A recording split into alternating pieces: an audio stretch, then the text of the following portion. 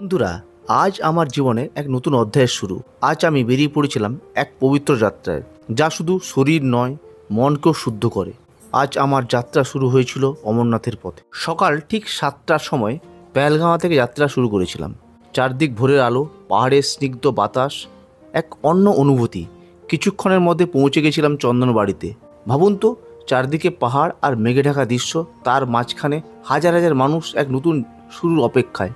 চন্দনবাড়িতে আমাদের প্রথম কাজ ছিল চেকিং। লম্বা লাইন, কিন্তু সবার চোখের মুখে এক অদ্ভুত আনন্দ আর ভক্তি। আধার কার্ড পরীক্ষা হলো, সব নিয়ম কানুন মেনেই তবে এগিয়ে যাওয়ার অনুমতি মিলল। চেকিং শেষ হতেই সকালের নাস্তার সময় হয়ে গেছিল। আশেপাশে চোখ পড়তেই দেখি কত ভান্ডারা।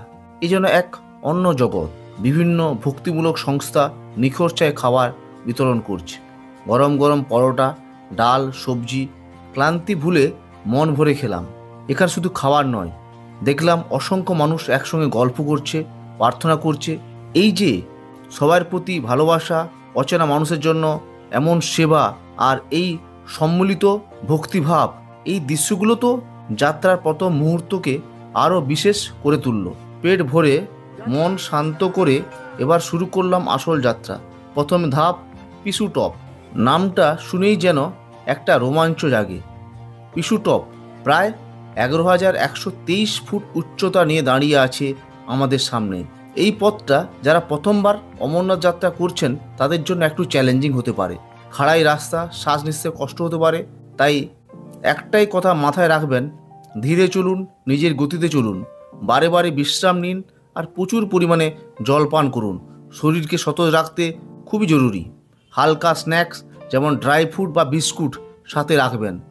আর একটা কথা, পাহাড়ের আবহাওয়া যে কোনো সময় পাল্টে যেতে পারে, তাই ছাতা, রেনকোট আর গরম জামা কাপড় সাথে রাখতে ভুলবেন না। আমরা যখন পিছুটপের চড়াই ভাঙছি তখন চারপাশের দৃশ্য ছিল এক কথায় অসাধারণ। মেঘেরা যেন পাহাড়ের গা ঘেঁষে খেলছে।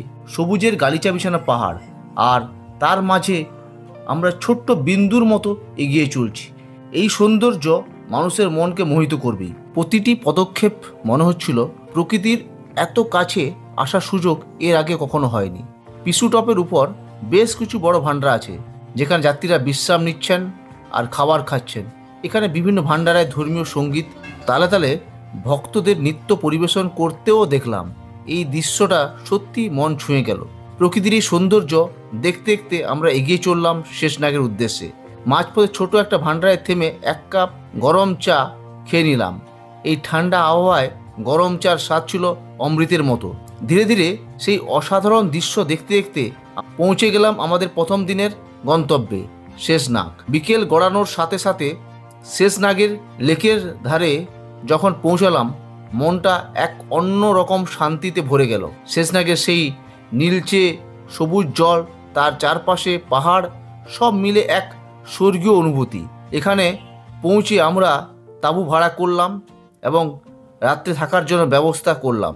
শেষনাগেও দেখলাম বিশাল বড় বড় ভান্ডারা, যেখানে যাত্রীদের জন্য বিনামূল্যে খাবার ও অন্যান্য প্রয়োজনীয় সামগ্রীর ব্যবস্থা আছে। সারাদিনের ক্লান্তি ভুলে আমরা আবার ভান্ডারায় গেলাম এবং পেট ভরে রাত্রের খাবার খেলাম। এই পরিবেশে এত মানুষের আন্তরিকতা আর সহযোগিতা সত্যি অসাধারণ।